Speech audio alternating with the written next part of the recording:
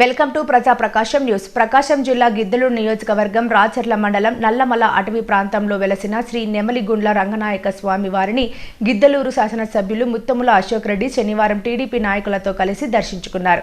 ఈ సందర్భంగా ఆలయ పూజారులు స్వాగతం పలికి ప్రత్యేక పూజలు నిర్వహించి స్వామివారి తీర్థ ప్రసాదాలు అందజేశారు. ఈ కార్యక్రమంలో టీడీపీ నాయకులు కార్యకర్తలు పాల్గొన్నారు.